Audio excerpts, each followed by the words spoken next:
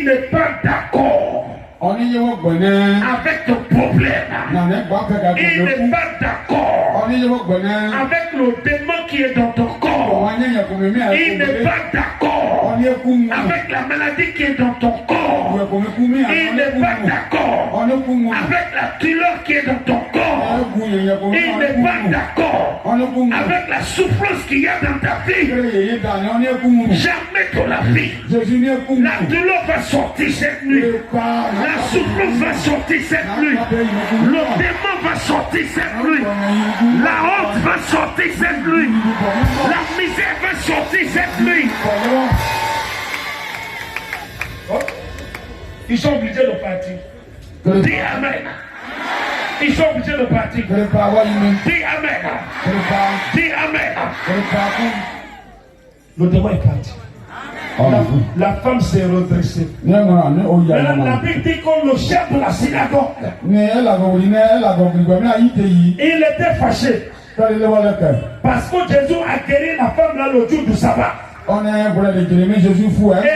il a dit aux gens qui étaient dans la synagogue, il y a 6 jours pour travailler. Donc si vous voulez être guéri, il faut venir ces 6 jours là, mais pas le jour du sabbat. Jésus lui a dit, hypocrite, chacun d'entre vous, le jour du sabbat, il détache son animal pour l'emmener boire. Et Jésus dit, et cette femme qui est une fille d'Abraham, et que Satan tenait liée depuis 18 ans, ne fallait-il pas la délivrer de cette chaîne le jour du sabbat? Jésus dit que c'est Satan qui a lié la femme et quand il a lié avec des chaînes. Et il y a des gens ici ce soir, tes pieds sont liés par des chaînes. C'est pour ça que tu n'avances pas. Des chaînes spirituelles. Tu fais 2 pas en avant, 3 pas en arrière. Tu es toujours stationnaire. Ça ne bouge pas. Tes affaires n'avancent pas. Tes études n'avancent pas. Ton argent ne monte pas. Tout ce que tu fais, ça ne réussit pas. Quand tu arrives quelque part, les gens n'aiment pas ta tête. Les gens ne veulent pas te recevoir. Les gens ne veulent pas acheter ce que tu vends. Parce que tu es lié. Tes pieds sont liés. Tes mains sont liées. Mais Jésus va te délier ce soir. Il va délier tes pieds. Il va délier tes mains. Il va délier ta tête. Il va délier ta vie. Il va délier ta réussite. Il va délier ton argent. Alléluia. Vous voyez, je vais te dire ce qu'il faut faire pour que tous les démons partent. Je vais te dire ce que tu as fait. Et puis tu as ouvert la porte à Satan. Tu sais, les démons qui sont dans les gens, quand le démon est dans quelqu'un, c'est parce que quelqu'un lui a ouvert la porte. Soit c'est toi-même qui lui a ouvert la porte, soit ce sont tes parents qui lui ont ouvert la porte, soit ce sont tes grands-parents qui lui ont ouvert la porte, soit ce sont tes arrière-grands-parents qui lui ont ouvert la porte. Quelqu'un lui a ouvert la porte. Et il est entré. Et il est en train de te détruire. De détruire ta vie. De détruire ta bénédiction. De détruire ta destinée. De détruire tes enfants. Mais cette nuit, le travail de Satan a pris fin dans ta vie. Alléluia. Amen. Alléluia. Amen. Alléluia. Amen. Je vais te dire comment les génies là entrent dans les gens. Je vais te donner quelques témoignages. Tu sais, Dieu m'a utilisé pour délivrer plusieurs dizaines de milliers de gens. Il fit un moment dans ma vie. Tous les jours, je chassais les démons. Tous les jours que Dieu fait. Tous les jours. Et moi, je suis allé aux États-Unis. Dans notre église aux États-Unis. Et on a fini le culte. Écoutez-moi bien. Regarde. Tu sais, ce qui va t'arriver ce soir-là, non? Cette nuit, tu vas récupérer ta vie. Fais comme ça. Fais comme ça. Tu vas récupérer ta vie. Tu vas récupérer ta bénédiction. Tu vas récupérer la gloire de Dieu. Tu vas récupérer ton argent. Tu vas récupérer ta réussite. Tu vas récupérer ton avancement. Cette nuit, tu es venu pour récupérer ta vie. Si tu récupères ma vie, dis ça plus fort. Dis ça plus fort. Si je récupère ma bénédiction, je récupère ma bénédiction, je récupère la réussite. Donc mon ami, c'est pour ça que je t'ai dit de venir ici. Pourquoi tu ne dormes pas? Parce que le diable il est mauvais. Comme il ne veut pas que tu récupères tout ce qui t'a volé là. Si tu étais assis là-bas, il va envoyer l'esprit de sommeil. Et l'esprit de sommeil va commencer à chanter. Nicolas, mon papa, apporte-moi un chocolat, apporte-moi. Et puis il va commencer à te souffler comme ça. On dirait que tu es dans le climatiseur. Et puis tu commences à dormir. Pourquoi tu ne récupères pas ta bénédiction? J'étais aux États-Unis. Et dans notre église. Et on a fini le culte. Et on a dit la dernière prière. Si tu es arrivé pour la première fois, on a dit de venir devant. Il y a des gens qui sont venus devant. Au moment où on est en train de faire la dernière prière, il y a une dame dedans, elle est tombée. Elle a commencé à rouler par terre. On l'a calmée. Je lui ai dit, madame, ça c'est aux États-Unis. À côté de Washington. Elle est tombée. Je lui ai dit, madame, quand elle s'est levée, je dis, tu vas venir, je lui ai donné rendez-vous le mardi. Et je vais t'expliquer comment les démons ont dans les gens. Comme ça, tu vas comprendre. Comme ça, il va sortir. Dis Amen. Amen. Elle est venue, je lui ai donné rendez-vous le mardi. C'était une Ivoirienne. Le mardi, elle est venue avec son mari, avec sa fille de 5 ans. Et on est allé dans le sous-sol de la villa. C'est aux États-Unis, les maisons, il y a sous-sol. Dans le sous-sol de cette villa-là, c'est là où on prie pour les gens. Donc elle est venue avec son mari et sa fille. Et nous sommes au sous-sol de la maison. Maintenant, je lui dis, tu es tombé là, quel est le problème? Elle m'a dit, vous savez la femme là, elle est tombée, mais elle était surprise qu'elle tombe. Elle croyait qu'elle était délivrée. Alors que les démons sont toujours en elle. Aux États-Unis là-bas, elle était en train d'écrire un livre pour expliquer qu'elle est délivrée. Alors que les démons sont encore en elle. Maintenant, elle a commencé à m'expliquer. Elle dit que elle est d'origine malienne. C'est-à-dire que ses parents sont venus de Mali. Maintenant, son grand-père Il était un grand marabout à Abidjan ici. Au moment où elle avait 7 ans, à l'âge de 7 ans, quand les gens venaient consulter son grand-père, le marabout, son grand-père va l'appeler à l'âge de 7 ans. Elle se met à genoux. Et son grand-père appelle les démons là. Et puis les démons là viennent. Et puis elle tombe en transe. Et puis elle commence à dire ce que les démons on sont en train de lui dire. Et elle va dire ce que la personne qui est venue consulter doit faire. C'est comme ça. C'est comme ça. Depuis l'âge de 7 ans jusqu'à l'âge de 15 ans.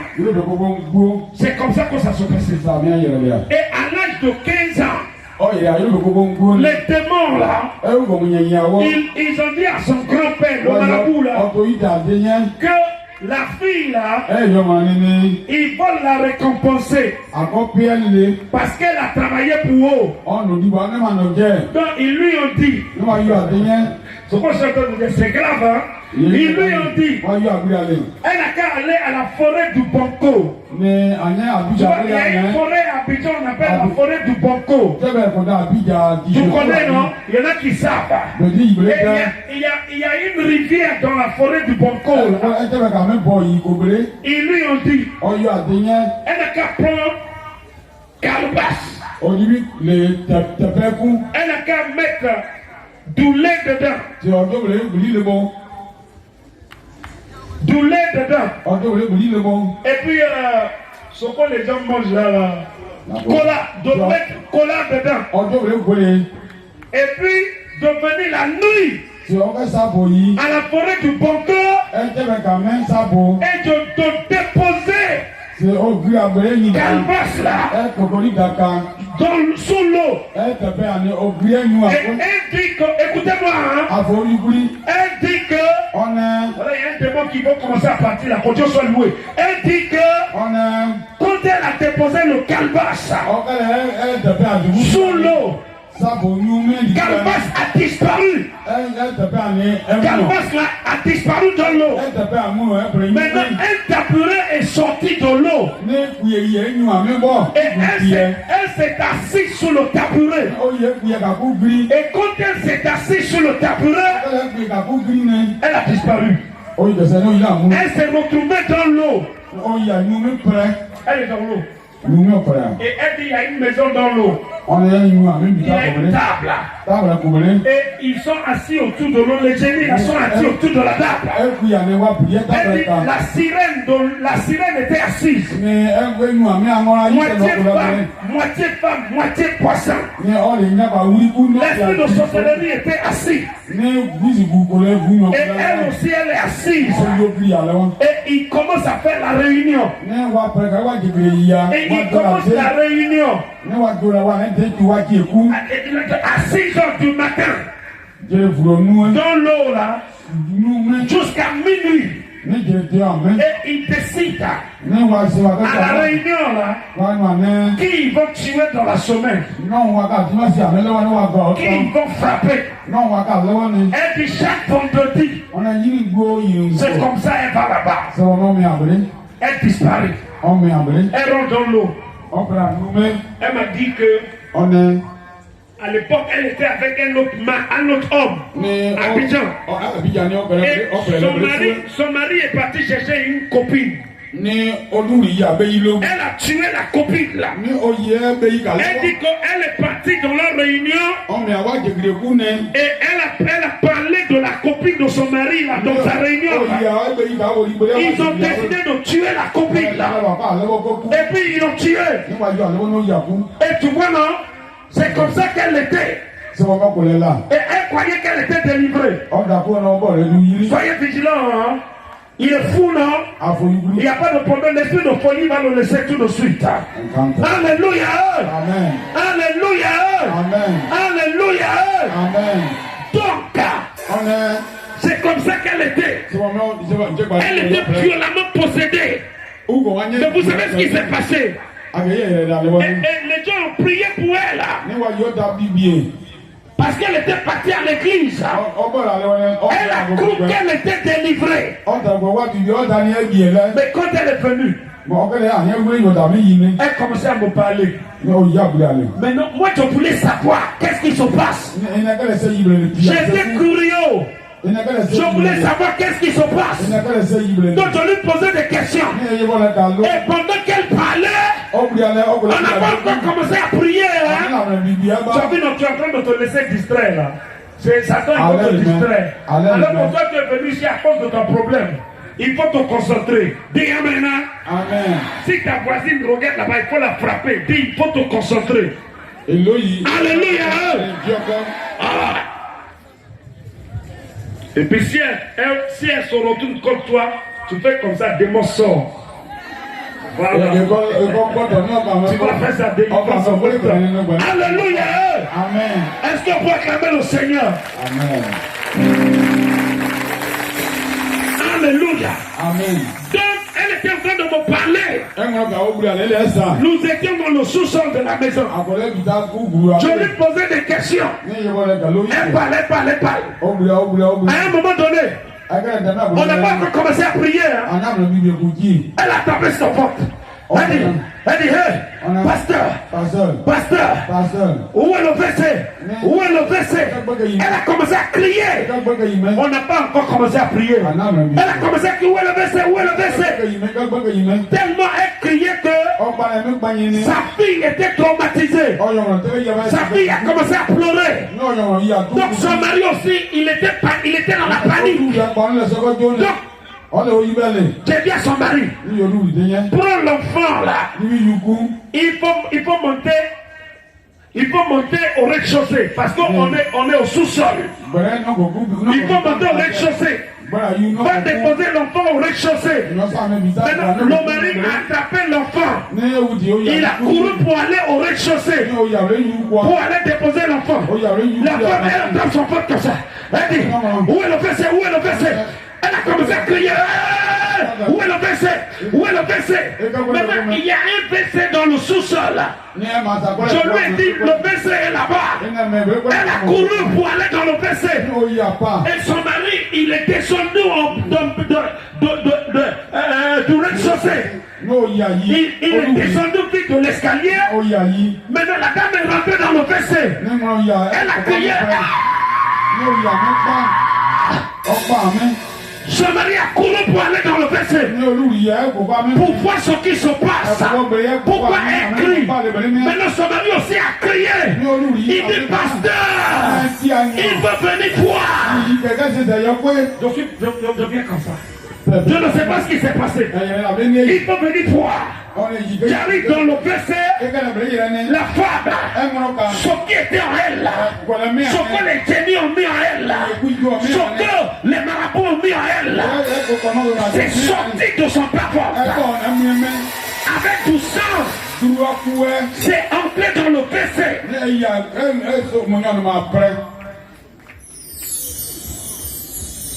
Comme un accouchement.